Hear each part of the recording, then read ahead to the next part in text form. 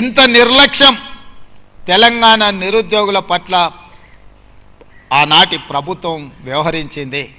అందుకే మీ పరీక్షలు నిర్వహించాలన్నా, మీ ఉద్యోగ నియామకాలు చేపట్టాలంటే మీకంటే అత్యధిక విద్యను అభ్యసించిన వాళ్ళు, మీకంటే ఎక్కువ అనుభవం ఉన్న వాళ్ళు, మీతో పాటు తెలంగాణ పట్ల చిత్తశుద్ధి ఉన్న వాళ్ళనే ఈరోజు పబ్లిక్ సర్వీస్ కమిషన్ చైర్పర్సన్స్గా మెంబర్స్గా నియమించి ఆ పరీక్షలను పూర్తి చేయడం జరిగింది.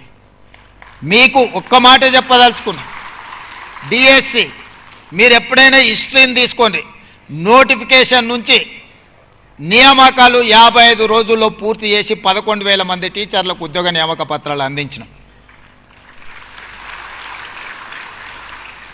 ఇవన్నీ కూడా అది పోలీస్ డిపార్ట్మెంట్ రిక్రూట్మెంట్ కావచ్చు, మెడికల్ అండ్ హెల్త్ డిపార్ట్మెంట్ కావచ్చు, టీచర్ల నియామకం కావచ్చు, లేకపోతే గ్రూప్ 1, గ్రూప్ 2, గ్రూప్ 3, గ్రూప్ 4 ప్రభుత్వ ఉద్యోగ నియామకాలు కావచ్చు.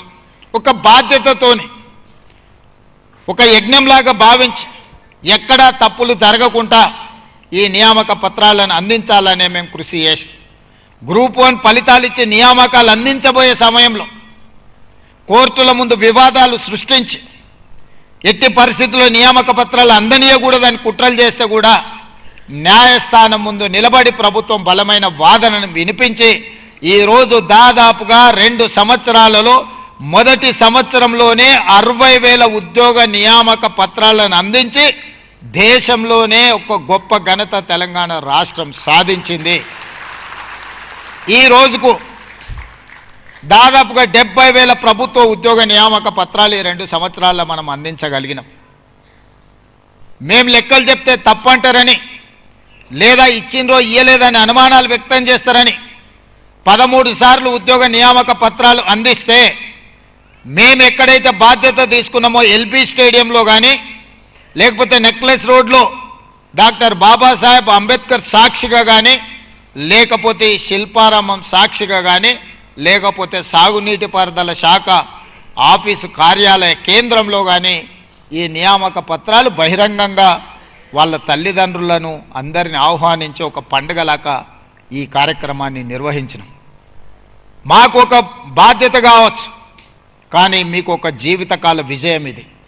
మీ జీవితంలో మీ తల్లిదండ్రుల కళ్ళల్లో ఒక జీవితకాలం సమూలమైన మార్పును తీసుకొస్తుంది. ఈరోజు ఈ ఉద్యోగం మీరు కాదు, మీ భవిష్యత్ తరాలకు కూడా ఇది ఒక దిక్సూచిగా మారుతుంది. ఇది ఏదో ప్రభుత్వ ఉద్యోగము రోజుకి 8 గంటలో 10 గంటలో పనిచేస్తే వేతనం తీసుకునే బాధ్యత కాదు. తెలంగాణ రాష్ట్ర ప్రభుత్వంలో ఉద్యోగం అంటే ఇది ఒక భావోద్వేగము. ఈ తెలంగాణ రాష్ట్రాన్ని పోరాటం చేసి సాధించుకున్నది ఒక భావోద్వేగంతో. ఈ ప్రభుత్వ ఉద్యోగము మీకు మాకు ఒక భావోద్వేగం. ఈ భావోద్వేగం తెలంగాణ పునర్నిర్మాణంలో మిమ్మల్ని భాగస్వాములను చేస్తుంది.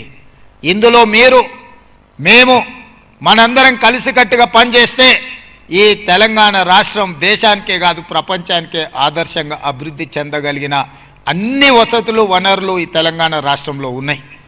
అందుకే మిత్రులారా, ఈనాడు మిమ్మల్ని అందరినీ తెలంగాణ రాష్ట్ర ప్రభుత్వంలో భాగస్వాములు చేసే సందర్భంలో మిమ్మల్ని అందరినీ కలవాలి, మీతో మాట్లాడాలి, మీ తల్లిదండ్రుల కళ్ళల్లో ఆనందం చూడాలి అని ఈ ప్రత్యేకమైన కార్యక్రమాన్ని సంక్రాంతి పండుగ సందర్భంగా ఏర్పాటు చేసి మిమ్మల్ని అందరినీ కూడా ఆహ్వానించడం జరిగింది. మీ శాఖలలో మీ అధికారులకు చెప్పి కూడా మీకు ఉద్యోగ నియామక పత్రాలు ఇవ్వచ్చు. నాకు తెలిసి ఈరోజు 25 శాఖలలో ఈ 1370 ఉద్యోగ నియామకాలు మీ శాఖాధిపతులకు చెప్పి డైరెక్ట్గా మీకు ఉద్యోగ నియామక పత్రాలు మీ ఇంటికి పంపించవచ్చు. కానీ ఈ సందర్భంగా మిమ్మల్ని అందరినీ కలవాలి, మీతోని మాట్లాడాలన్నది నా ఆకాంక్ష. ఈనాటి వరకు మీరు సామాన్యులు, ఈరోజు నియామక పత్రం అందిన తర్వాత ఈ తెలంగాణ ప్రభుత్వంలో మీరు భాగస్వాములు. దాదాపుగా 10.5 లక్షల మంది ఈ ప్రభుత్వంలో ప్రభుత్వ ఉద్యోగులుగా, అవుట్సోర్సింగ్ ఉద్యోగులుగా, కాంట్రాక్టు ఉద్యోగులుగా, ఎన్ఎంఆర్ సిస్టంలో పనిచేసే వాళ్ళు 4 కోట్ల తెలంగాణ ప్రజల యొక్క సంక్షేమము, అభివృద్ధి కార్యక్రమాలను ఈరోజు మీరు అమలు చేయబోతున్నారు. మొట్టమొదటి ప్రధానమంత్రి దేశానికి బాధ్యత తీసుకున్నప్పుడు పండిత్ జవహర్లాల్ నెహ్రూ గారు ఆ రోజు కరువు విలయ తాండవం చేస్తున్నది దేశంలో. నిరక్షరాస్యత, చదువులేనితనం ఈ దేశాన్ని ఏ దిశగా నడిపిస్తుందో ఎవరికి తెలియని పరిస్థితి. అందుకే మొట్టమొదటి ప్రధానమంత్రి ఒక నిర్ణయం తీసుకున్నాడు. My top priority is education and irrigation. అంటే విద్య, వ్యవసాయము మొట్టమొదటి ప్రాధాన్యత కింద తీసుకుంటున్నాను. ఈ దేశంలో ఉన్న యూనివర్సిటీలను అన్నిటిని కూడా పండిత్ జవహర్లాల్ నెహ్రూ గారు ప్రారంభించడం జరిగింది. ప్రధానమైన విశ్వవిద్యాలయాలన్నీ కూడా పండిత్ జవహర్లాల్ నెహ్రూ గారి హయాంలో మొదలుపెట్టిందే. ఆ తర్వాత సాగునీటి ప్రాజెక్టులు శ్రీశైలం కావచ్చు, నాగార్జున సాగర్ కావచ్చు, బాక్రానంగల్ డ్యామ్ కావచ్చు, ఎస్ఆర్ఎస్పి కావచ్చు. తెలంగాణ ప్రాంతంలోనే ఆనాటి ప్రధానమంత్రి 3 ప్రధానమైన సాగునీటి ప్రాజెక్టులు శ్రీశైలం, నాగార్జున సాగర్, ఎస్ఆర్ఎస్పి లాంటి ప్రాజెక్టులను ప్రారంభించడం ద్వారా ఈ ప్రజలు కరువు కాటకాలలో ఆనాటి పరిస్థితులు మీ ముత్తాతలు ఎవరైనా ఉంటే, మీ తాతలు ఎవరైనా ఉంటే కనుక్కోండి. మట్టి తిని బతికే పరిస్థితులు ఆనాడు ఉన్నాయి. ఆకలితో అలమటించి తినడానికి ఆకులు అలములు కూడా దొరకక బురద మట్టి కూడా తిని బతికిన రోజులు ఈ దేశంలో దేశ స్వతంత్రం వచ్చిన మొదటి నాళ్లలో ఉండే. అక్కడి నుంచి ఈ దేశాన్ని ఒక్కొక్క మెట్టుగా పంచవర్ష ప్రణాళికలు తీసుకొచ్చి, హరిత విప్లవం తీసుకొచ్చి ఈ దేశంలో ఆకలి తీర్చడమే కాకుండా ఫుడ్ సెక్యూరిటీ చట్టాన్ని తీసుకొచ్చి ఈ దేశంలో పుట్టిన ప్రతి పౌరుడికి ఆహార భద్రతను కల్పించిన పార్టీ, ప్రభుత్వం పండిత్ జవహర్లాల్ నెహ్రూ గారి నాయకత్వంలో ఏర్పడ్డ ఈ దేశ స్వతంత్రం, ఈ దేశం.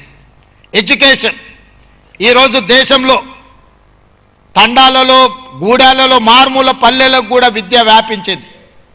కానీ ఈనాడు పునః సమీక్షించుకొని మళ్ళీ నూతన టార్గెట్స్ మనం నిర్ణయించుకోవాల్సిన సందర్భం వచ్చింది.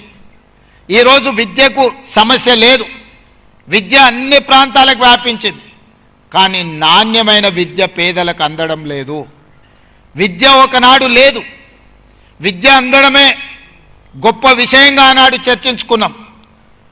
ఈనాడు ప్రతి ప్రాంతానికి విద్య వచ్చింది. కానీ నాణ్యమైన విద్యను మనం అందించలేకపోతున్నాం. 26,000 ప్రభుత్వ పాఠశాలలు ఉంటే 16.5 లక్షల మంది విద్యార్థులు ప్రభుత్వ పాఠశాలల్లో చదువుకుంటున్నారు. మళ్ళీ హైలీ క్వాలిఫైడ్ టీచర్స్ ఉన్నారు ప్రభుత్వ పాఠశాలల్లో. దాదాపుగా 1,20,000 మంది టీచర్స్ ఉన్నారు. అదే ప్రైవేట్లో 11,000 పైచిలకు పాఠశాలలు ఉంటే 33 లక్షల మంది విద్యార్థులు ప్రైవేట్ స్కూల్స్లో చదువుకుంటున్నారు. నేను మిమ్మల్ని అడగదలుచుకున్న ప్రభుత్వ శాఖలో ఈరోజు చేరబోతున్న మిమ్మల్ని, మన మీద ఉన్న విశ్వాసం నమ్మకానికంటే ప్రైవేటు పాఠశాలల మీద ఎందుకు ప్రజలకు విశ్వాసం పెరిగింది ఒక్కసారి ఆలోచన చేయండి. ఇవాళ తల్లిదండ్రులు రూపాయి కూడబెట్టి ప్రైవేట్ స్కూల్కి పంపించి ఫీజులు కడుతున్నారు. ప్రభుత్వంలో ఉచితంగా విద్యను అందిస్తామంటే కూడా ఇక్కడికి రావడం లేదు అని అంటే కారణం మనమే విశ్లేషించుకోవాలి. నాణ్యమైన విద్యను అందించాల్సిన బాధ్యత ఈ వేదిక మీద ఉన్న వాళ్లకు, ఈ హాల్లో ఉన్న ప్రతి ఒక్కరికి మన అందరి మీద ఉన్నది. నాణ్యమైన విద్య మనం అందించినప్పుడు పేదలు ప్రైవేట్ పాఠశాలలకు ఎందుకు వెళ్తారో ఒకసారి ఆలోచన చెయ్యండి. అందుకే ఈరోజు మన గురుతరమైన బాధ్యత పేదలకు నాణ్యమైన విద్యను అందిస్తే ప్రపంచంతోనే పోటీ పడగలము. రాకెట్ సైన్స్ను కూడా మనమే కనిపెట్టగలం ప్రభుత్వ పాఠశాలల్లో అనే విశ్వాసం నాకు